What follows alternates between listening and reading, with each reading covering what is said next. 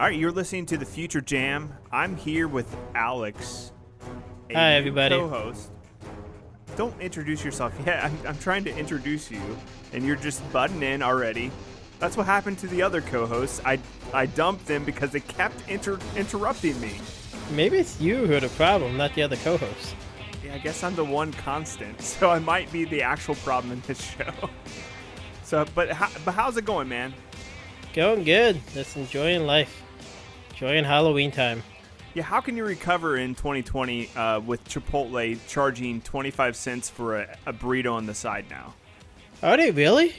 Yes, they just announced this. Yeah, frustrating things. Yeah, that little small things like that push you over the edge. Oh, my wife's gonna be so mad. That's her go-to. 25 cents, man. It's 25 cents, but is it worth it? I don't do it, so I don't know. But I don't know what was going on, but the other day they had no corn salsa, and we were gonna get Chipotle. And then since they didn't have any, we just said, nah, well, let's get Taco Bell instead. Yeah, but I mean, the quality, the difference in quality is pretty bad, though. Well, yeah, but Taco Bell's getting rid of the Mexican pizza, so I have to get it all I can. Get the Mexican pizza while you can. Yeah, I think it's like November 3rd they're getting rid of it. And I never go to Taco Bell again. Yeah, it's all these little constants that they're getting rid of. I guess maybe the younger crowds aren't buying these things that us older guys are buying, but I heard packaging was a big part of it. That they're going to save on packaging. Because the Mexican pizza is it's a decent sized box just for one item. it seems like a lot of these companies are like pulling in outside company like sources to come in and like evaluate their business and see like, okay, maybe you could cut off all this extra cost by getting rid of this product, and maybe a lot of people don't buy it. So maybe that's the thing. A lot of these people are using modern sources now for their like business decisions. Yeah, but I feel like anytime a restaurant starts like gutting the menu, this gets worse and worse from there. Because we did that with like Big Boy. The new owners came in and gutted the menu. I don't think it's really been as good. Yeah, my biggest qualm was when they switched to Pepsi, but then they switched back because there's so many attacks on the business. You can't get rid of Coke in Ohio. Coke's a staple here. I think it's a staple worldwide. Yeah, I guess so. You're right. But enough with the jibber jabber. Let's get into the show today. And today's main topic later on, we're going to cover: are the cinemas going to stick around, or are they going to kind of die off? What's going to happen to them in the future or near future?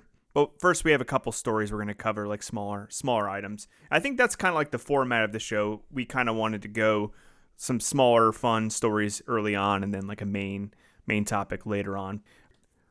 Have you ever like had this song like stuck in your head, but you just couldn't think of the lyrics, and you just couldn't really think of anything outside of the tune, and you had no way of finding out what this song was, and it just bugged the heck out of you, and you couldn't even get sleep because you were just constantly thinking of this song, and there's just no way to figure out how to like rediscover it. I mean, I've never been bad enough that I couldn't sleep, but I know what you're talking about. But you can't think of the words. You think you know the words, but you don't. So you try to search everything you can, but just can't figure it out. Yeah, and not every lyric is going to stick in your head. And it's like if you Google lyrics, sometimes those don't even come up properly. But I found this interesting that the Google Assistant is actually going to let you start humming music, like a tune, and it'll find the song for you, or find like a list of songs that it thinks it is. Yeah, it's pretty cool that you can just like start instead humming or whistling. That, I mean, they're trying to compete with Shazam and all, but you know, actually have this song playing. Yeah, but you have to do it for 10 to 15 seconds. So who's going to remember 10 to 15 seconds and actually carry the tune properly? I don't know how this is going to work, but I think it might work out for like a couple of things. I feel like this is like one of those features that sounds good on paper, but it's not going to actually work out in real life. I feel like it's going to be something when you're like drinking with your friends and all, and then you're like, oh, let's try this out, see if it can guess this. You do it that way. Yeah, it sounds more like something somebody thought up in a bar one night, like one of the Google people software, one of the Google software engineers. An employee of Google thought of it. One of the Google software engineers was just like 3 beers deep, and he's like, I know, we could just hum a song and we'll find out it's a Beatles song or something obvious. Yeah. Well, I think it would be neat. I'll try it out when it comes out, just to see. Just to test it out. Like, what if you're whatever, what's this, tone deaf? I probably am, but I should still be able to pick it up. Not anybody can hum. I don't know how to whistle, though, but... Yeah, neither can my wife. So it's anti-whistling. I think it's only humming, so... Yeah, I was looking over the and I found something that you probably care more about than me, because I'm not a big fan of it. But San Fran just announced, or the state of California, that Cruise, which is a subsidiary of General Motors, can try driverless cars in San Francisco through like the streets. So usually they've been having somebody in the car with the driverless assistance, but now they can do it without somebody in the car. And they're only like one of 5 companies in California right now that can do it. To me, it seems like the driverless car technology is good enough now that they're not worried about having somebody in the car in case something happens. I did read the article, and they limited the speed of the car to 30 miles per hour. Well, I think that should be the speed limit everywhere for everybody. Yeah, you can't drive above 30 miles per hour. And, on the highway, I think everybody, just to save the gas and the planet, drive 30 miles per hour. Well, you know how it's going to be. Like, they'll do 6 months at 35, and then they'll bump it up to 45, But, like, the big thing is driving through San Fran with all the hills and all, and see how it can handle that. But driverless car taxis probably are coming soon in the major cities. Now, if you own one of these driverless cars, do you really trust people? Like, I would limit it between, like, 9 and 5. That's for, like, business people. Like, do you really want a driverless car picking up drunk people at 2 o'clock in the morning? No, because they'd probably try to F with it. Like, jump in the driver's seat and, like, try to screw with the steering or do something with it. Be drinking in it, doing, inappropriate stuff in it. Yeah. I don't know how much you want our podcast to get, so try to keep it G. Well, I mean, think about it this way. Like, eventually, they could just get, like, a little bed back there and no driver. You don't have to worry about indecent exposure. You could just save yourself a hotel room. I only want a driverless car that's for, like, long distances, Yeah, so, exactly. That's all I would want. Not for romps, not for sexual adventures or anything like that. Nope, that's for long distances. Long distances, watching Netflix, that type of thing. Well, speaking of long distances, didn't you find an article about the moon? Yeah, I saw that we're actually going back to the moon. I guess they've been talking about this for decades, going back to the moon. You mean going to the moon for the first time? Oh, yeah. Some say. But they need a good communication method to communicate back to Earth and like among like different people that are on the moon. So they actually tapped into Nokia to build out a LTE network on the moon. If anybody doesn't know what LTE is, it's like a 4G internet, like cellular network. Yeah, I don't know how this will work, but I guess this will make it so it's easy to communicate and like no like droppage or anything like that. So hopefully it's not Sprint quality or anything like that. Yeah, for one, I was surprised Nokia is still around. And I think they said, well, they're planning to go back to 2024 to going back to the moon. But I don't know, it seems cool. Like, I mean, if it's that Nokia's technology is anything like the old brick phones that were indestructible, they picked the right company to build it. That's true. And they're probably not going to gouge the astronauts on like a 2-year phone plan or anything like that. Or do they still charge for like roaming on phone plans? Roaming from the moon will be astronomical. I called my wife and I got a $2 million bill. Yeah, it'll be insane if you get stuck doing that. So, Like stuff like that makes it like more and more closer that I think like what generic moon travel is going to be a thing. That's what everybody talks about. Hotels in space and all. yeah, that's my dream to go to an amusement park on the moon. I don't know what a moon amusement park could bring that's different than the Earth. Like a roller coaster is a roller coaster. Like I don't know. Unless it's exactly like the moon amusement park in Futurama, I will be disappointed. Exactly. It'll be a spitting image, I'm sure. It should be. Yeah, I maybe no. I do not agree. But yeah, do you have anything else about going back to the moon?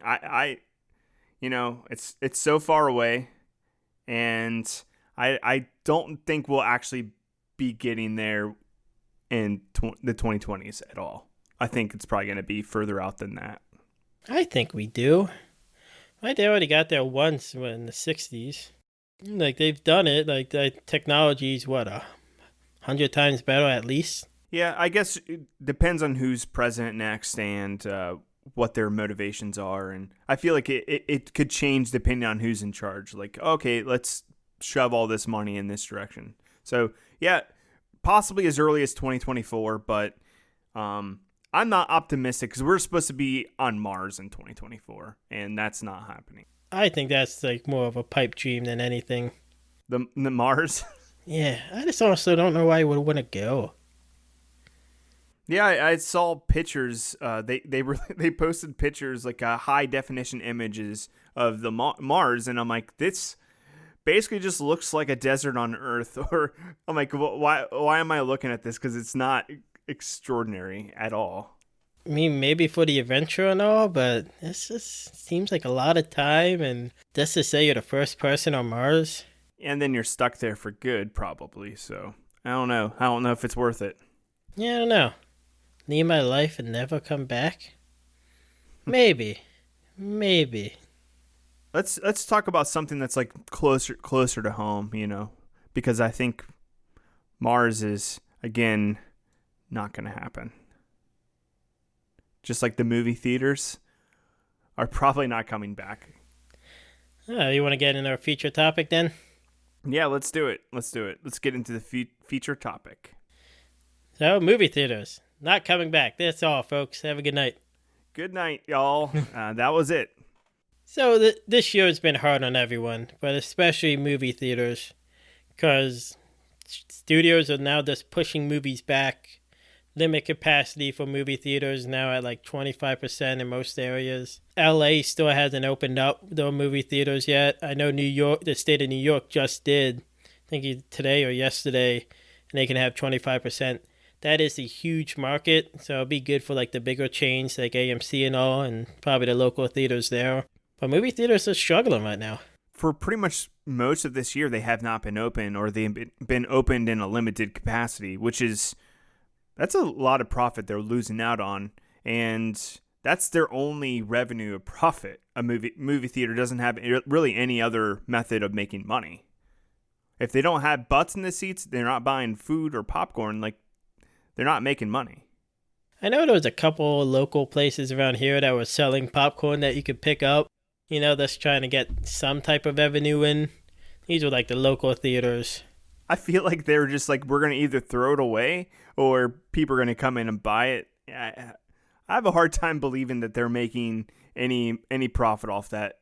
Maybe breaking even at the best case. Probably. I mean, they always say like popcorn's probably the biggest moneymaker because it's cheap to make. And that's true. The most expensive part of popcorn is probably the butter that's slathered all over it. Yeah, which is the best part. Exactly. Just give me a cup of liquid butter instead of the popcorn. I've ruined way too many pairs of pants with butter drippings. That's why you always wear sweatpants to the movies. No one can see you. You're in the dark. That's true. Oh, man, that's the most embarrassing thing I've ever said on a podcast. I know. I've been to movies enough with you. I know you wear a 3-piece suit every time you go to the movies. I know I'm very fancy. I order my khakis, so anything and everything shows up on there. So, what honest question? You think movie theaters are around the next 5 years? To me, it's an easy yes. I think it's an easy yes, but there's a lot of caveats I'm going to throw in there. I think they've lost a lot of their bargaining chips, and I just have a hard time seeing them like having as much of a I guess focus for like other businesses like Disney and Paramount and that sort of thing. So I feel like since the cinemas can't actually drive the business themselves, they rely on like a Paramount or a Disney to make the content for them. They're going to see that dry up a little bit, I think. I think so, and I think I agree with you that it's gonna come down to like the studios, and like the biggest thing now that movie theaters really didn't have to deal with before is video on demand, VODs, and I think this, to me, the movie theater thing comes down to the tale of two movies. One is Trolls 2, the world tour, which is like right at the beginning of the pandemic. You know, schools were closed for a couple weeks. People wanted something to do with their families, and Trolls 2 made more than the first Trolls movie just on VOD, not like box office wise, just for Universal itself. You mean like profit? Because they get profit. They get 80%. Like probably the lion's share of profit on they that. get 80% of that profit from the VOD, and they only get 50% off like movie theaters roughly. And the other movie was Tenet. Now everybody thought Tenet was going to save movie theaters. We talked about this. I don't think it was the right movie to save movie theaters. But no. Tenet is, everybody considers a bomb, but you don't really know nowadays what is a bomb. I mean, it's made, what, 50 million domestically? Yeah, but, and I don't know worldwide. It's probably closer to 150 million worldwide. Does that sound right? I thought it was over 300. Okay, like it's made money, but like if you keep looking, like Tenet's making like 200 million here, or 200 million this weekend, and like it's slowly moving. You're not getting that big like, oh, it made 200 million the first weekend that like studios want. Yeah, because it's the only movie in theaters right now. Yeah. The movie companies aren't putting movies out right now. What, that Liam Neeson one just came in? I don't know. It looks the same as like the Takens now. He just makes the same movies over and over again now. Yeah, I think all the big they're afraid to put out like the big movies though, because they know that they'll lose out big. So they're gonna put out movies they don't care about as much or they know are smaller. Yeah, but I think it's like those two movies that studios are looking at. They're like, well, Trolls made so much money, dust off the at-home sales. Tenet is everybody's bashing because it didn't make that much money. And like no one knows how Mulan did on Disney Plus. You won't know until the stockholders meeting. I think it's in November to see how much they actually made. I think if they made it $20, it would have made more, but $30 is kind of steep. Yeah, I didn't think anybody would spend $30 for Mulan, but then my sisters and mom like were messaging me saying, "Oh, we can't wait for it to come out, and we bought it so you guys can watch it." So I guess there are people spending that $30, which is not something that I would probably spend. I don't know what movie would get me to spend that much money on, but I guess people are kind of desperate in 2020 for something new and exciting. I don't think we're the demographic for the movie Milan. Middle-aged guys. I have younger kids. You don't have any kids, so I don't think like we're like that we have to get these guys to watch Milan. Like if my kids were older, if they were like 8 or 9, I would have got it. Because there was a new movie coming out, but they're younger, and it's coming out on Disney Plus soon, so I could just wait.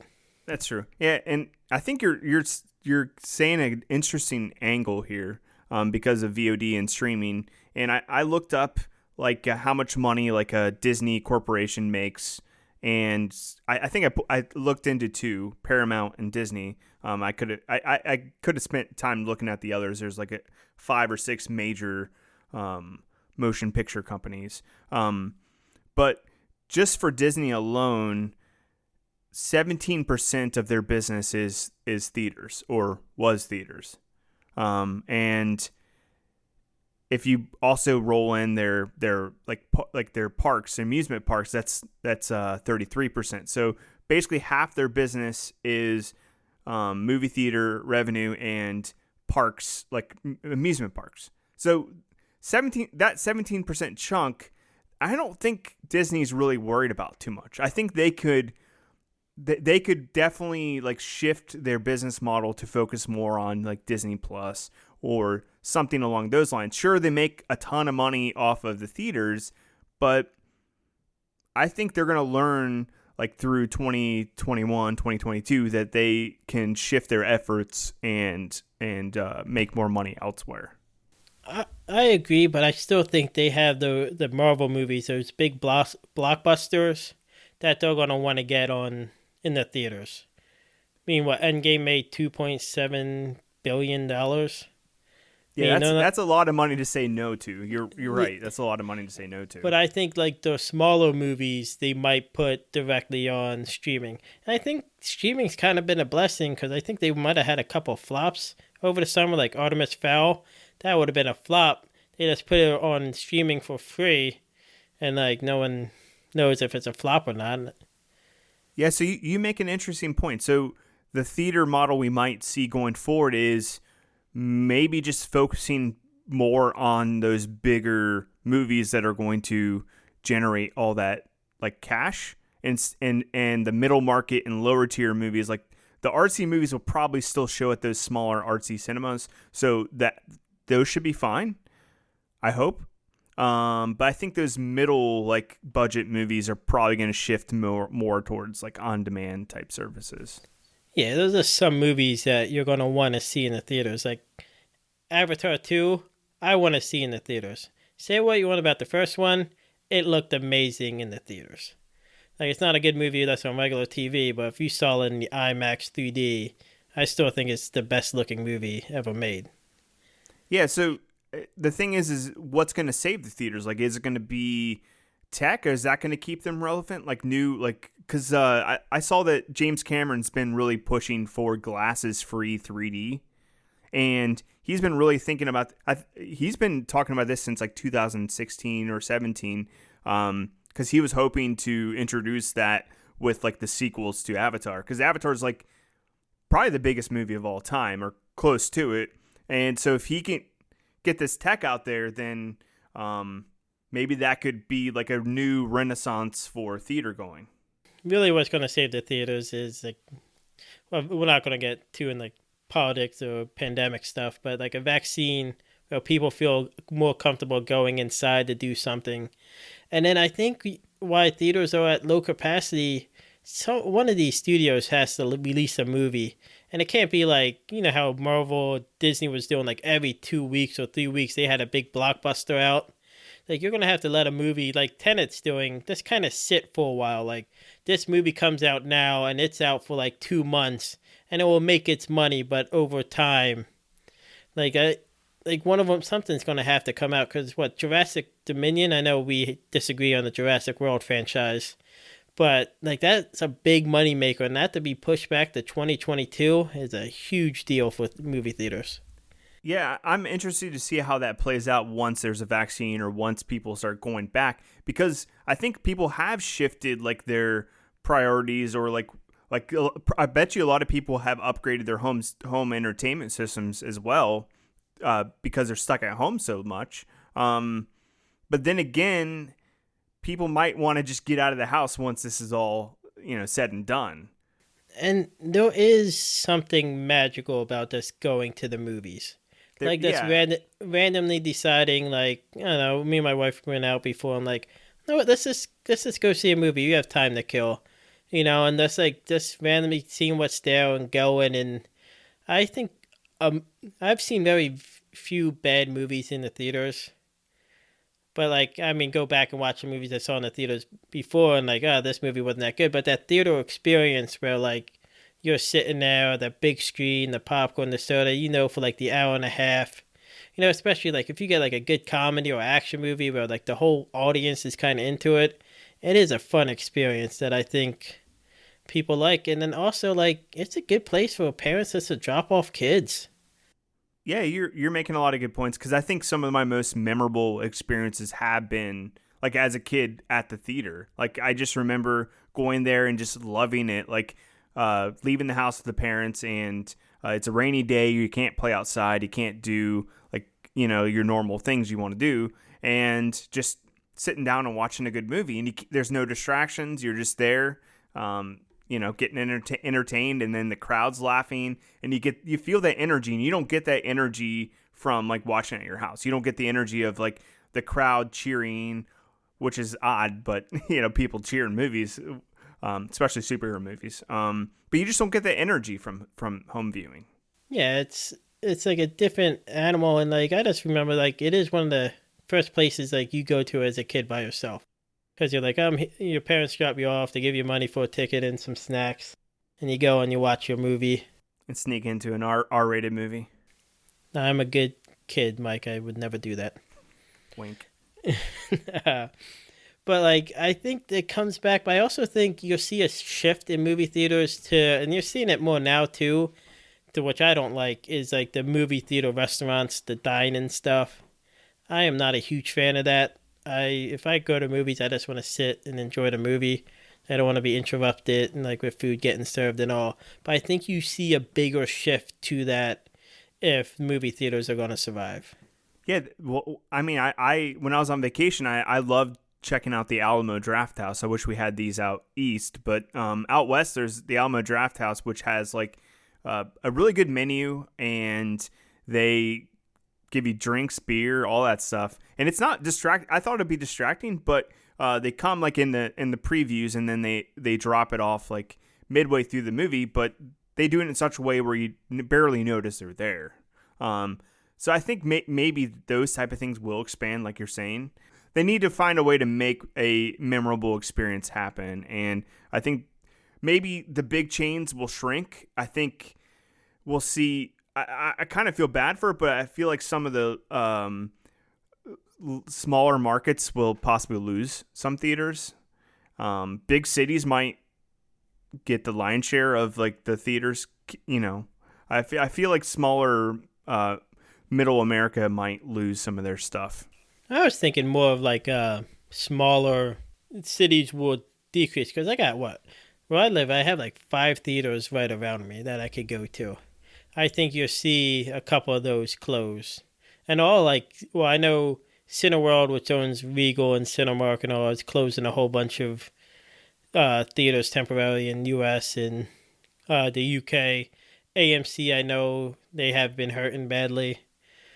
But I think you're almost at the death of the small theater, the art house theaters. I feel like those art house theaters might stick around just because they have a dedicated audience and they'll always go out. People who love that are like hobbyists or very into those types of things. So I feel like that might stick around. It's just the middle movies that are not gigantic box office movies might slowly go away. Yeah, let's find a way on streaming. Yeah, it's all speculation, but I know a lot of the movie theaters are also mad at AMC because they made some exclusive deals with Universal.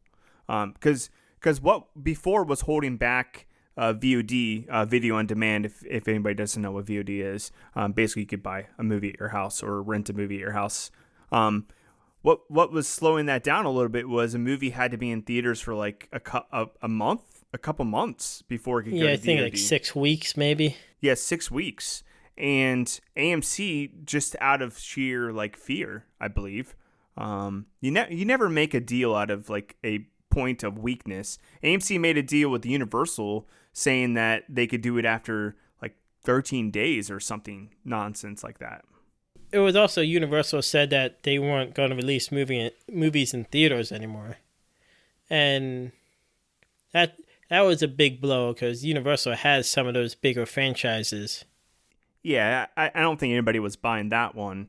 But I think a lot of the other chains were mad because there's like a theater chain like organization where they all kind of agreed to these certain rules, and AMC kind of stepped on the other theater chains and just kind of said, I'm going to make this deal with and leave you guys out in the cold, which I don't necessarily know if that's right or wrong, but it puts a lot of other theater chains between a rock and a hard place. Well, they'll probably just going to have to meet the same demands of Universal as AMC did. What they also did was, since they're coming out earlier on VOD, Universal agreed to share some of the VOD profits with AMC. I'm not sure, they didn't really break down that profit share really, but I found that kind of an interesting, like, okay, you're going to lose out on some of these theater people, but we'll give you some money to like let us sell it earlier on VOD. I don't know, it'll be interesting to see what happens. It's gonna be interesting, like, next couple months, like, because Christmas is coming up, and I know Christmas is a big movie holiday for a lot of people, especially like that week. That's where movie theaters make a lot of money. I know a lot of people that go to movies on Christmas Day. Yeah, it's like Black Friday for movie theaters, that holiday weekend. So I don't know what will happen now, if anything's still coming out at that time. Yeah, I saw Dune got pushed, Wonder Woman got pushed. I don't know of any other big ones, but I think most of the big ones have been pushed. We might see some smaller movies just to fill the gaps, but I'm kind of curious if the theaters will even last until, keep their doors open until Christmas. A lot of them now, I know AMC's doing a lot of local ones around us, like the smaller ones that you can rent out a movie theater for your, like, a couple, like 20 people for like $100.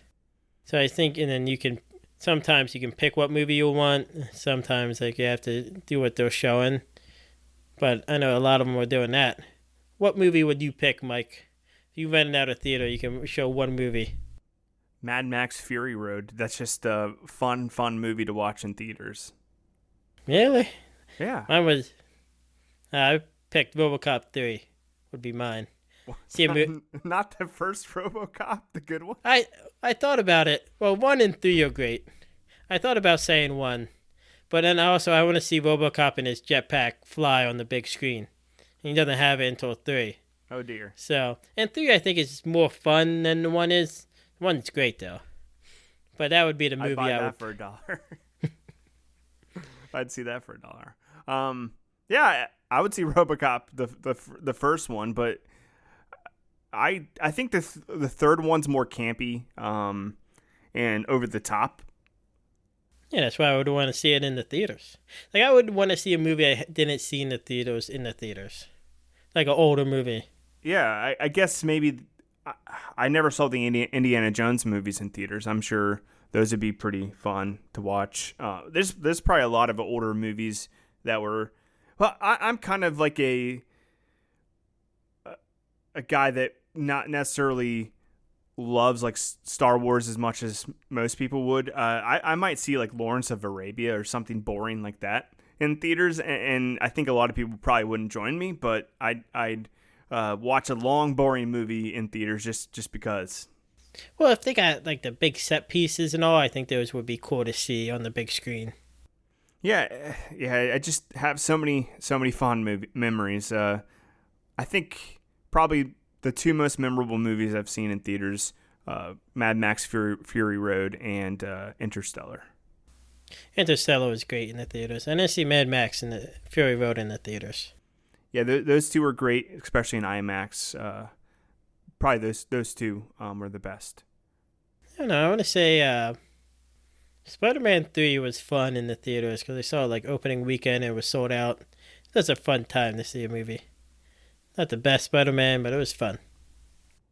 I can't agree with you on the Spider-Man 3 part of it, but I'm sure you enjoyed it. I did. It was a fun movie-going experience. Yeah. Were you drunk or were you sober on this experience? We're like the same age. How old were we when Spider-Man 3 came out? I don't know. I don't remember. I was like a freshman 15, in high school. 15 or 16. Yeah. Yeah. Probably just had a pack of Twizzlers and that's it. Yeah. So, all right. Do you have anything more as far as movie theaters go, or? No, I think it'll be an interesting next couple months to see what happens and see where it goes from here. Yeah, we're possibly witnessing the death of an industry, which it happens, but it's gonna hold on. It's gonna morph into something else. I feel like.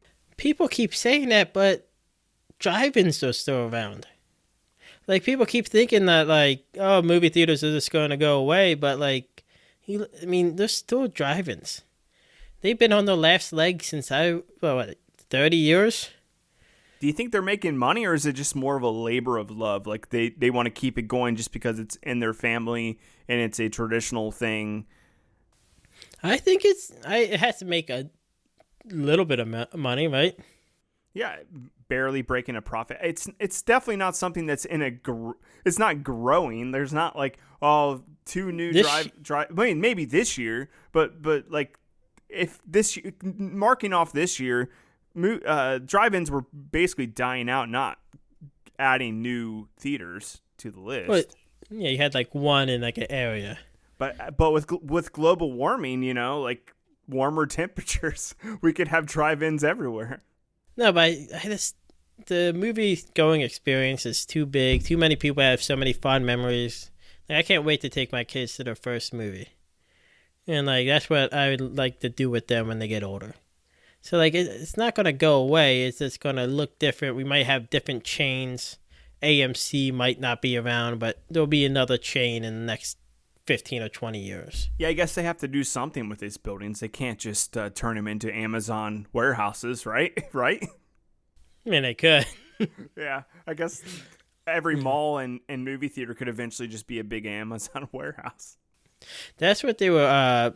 I read an article researching this, like what people don't think about with movie theaters not being open is like a lot of movie theaters are cornerstones to like malls. So like people go to the movies and they walk around the mall and all bring business there. With movie theaters being closing, it's hurting all the other stores around it.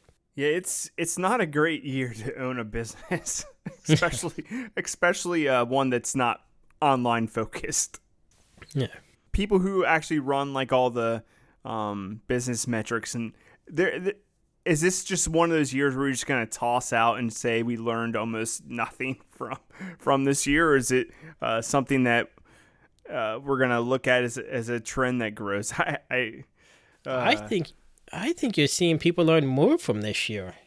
I think you're seeing like people surviving. I think with like restaurants, you're seeing like more places are gonna do carry out that didn't do carry out any before. You're seeing more people move online that necessarily went online before. I think you're seeing a lot of places adapt and survive, and movie theaters are going to have to figure it out. I guess in some ways it's a good thing, right? It's a good thing. The problem with movie theaters is that, again, they don't create the content. They rely on those other businesses. They rely on the studios to create this content for them. The only thing I don't like about like the streaming services, like movies that kind of come and go. Like if you're trying to make a franchise or like if you want to sell merchandise, either if you're going to stream it or something like that, you have to make it weekly. These like just binge all at once shows, like besides Stranger Things. Yeah.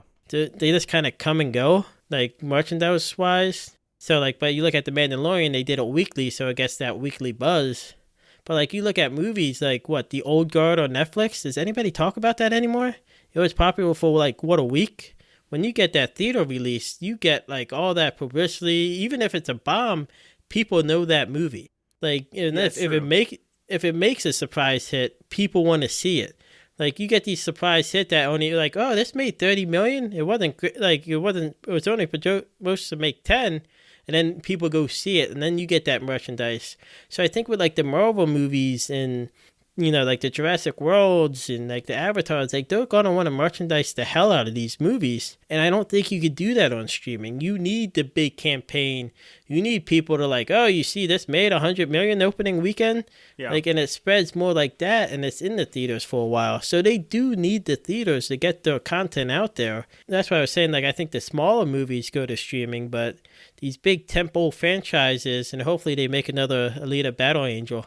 But like these big tentpole movies that you can market around and have these, do you really see like a Netflix movie getting like a McDonald's kids meal, toy? Like you see these on these bigger movies. Well, you're making an excellent point, because without the movie theaters, Disney could never make their money back on like a big Avengers movie. Like there's not enough like streaming and deals they could make to make anywhere near as much as they would make in the theater. So without the theaters, they would never like make a Avengers movie that high of a budget. You know what I mean? So you're making an excellent point there. And you look at like, you take a movie like, no one that's going to talk about like superheroes, but you like a movie like Frozen. That movie was huge in theaters. Everybody took the little kids, the girls, to see Frozen. Anyone to see Frozen in outfits like the Anna and Elsa. Like you get all that merchandising that like if a movie that comes on streaming, you really don't know what to push. Like you can see like, and like I think that's what the movie theaters does, and I think that's what they're not seeing on with the VODs.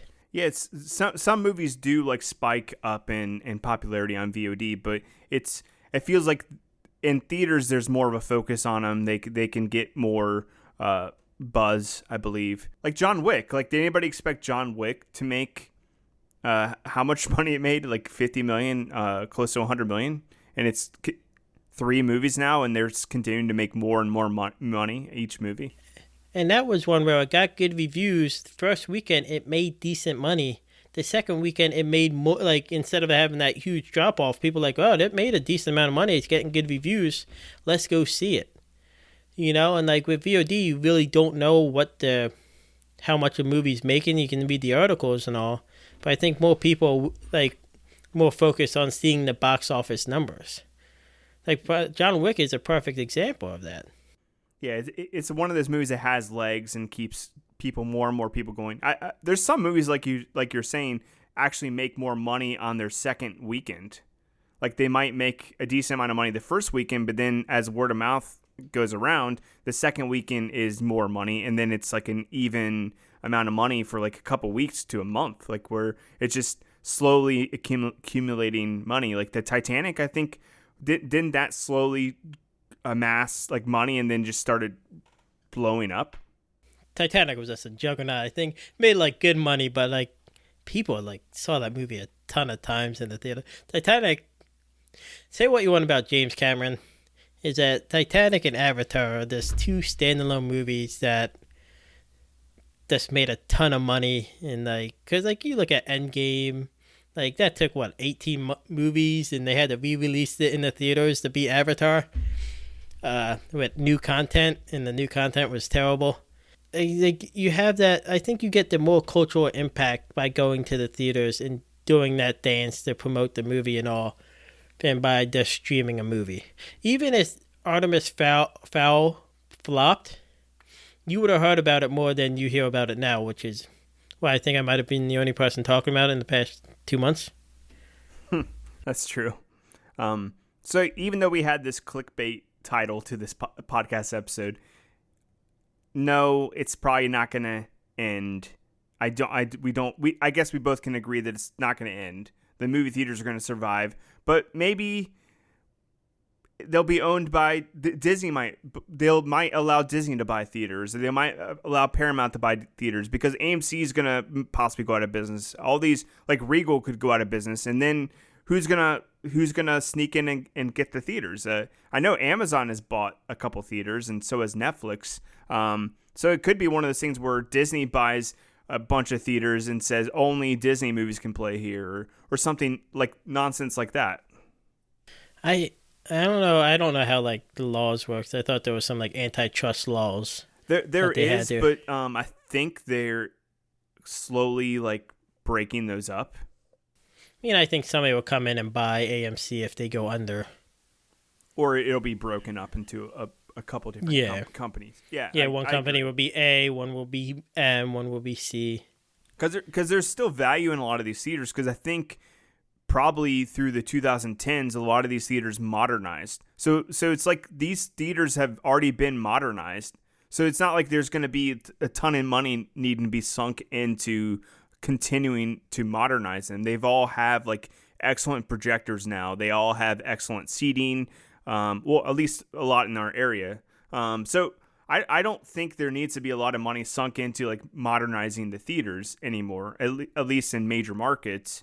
So yeah, maybe that will help them out in the future because, they won't have to invest all that money into upgrading from old reel to reel, or the older projectors and stuff. I think they're all digital now. Yeah. They probably haven't been reel to reel in forever. Well, you go to the old timey shop where you pay a nickel to go see it and watching Lawrence of Arabia. Yeah. I'm an old man trapped in a young man's body. Okay, well, I think that's a good spot to stop. Well, we'll wrap it up here. That was episode 1 of the Future Jam. And we're going to try to release these every Thursday. And we have, I guess, we have an Instagram and we have a Twitter. I think the Instagram and Twitter are both at the Future Jam. Yeah, and we still have a Facebook page. You could feel free to reach us out to us there. I'm thinking about deleting it just because I don't really use Facebook as much as I used to. And I don't think Alex does either. I'm on it all the time, 24/7. Okay. Well, okay, maybe not. But yeah, feel free to reach out to us with any topics you might want us to cover or questions you have that you might want us to answer on air. Yeah, we'll put a Twitter question out there. What movie would you want to, if you were renting out a theater, what movie would you want to watch? That's a good idea. Let us know. Yeah, let us know. Thanks for listening, everybody, and we're out.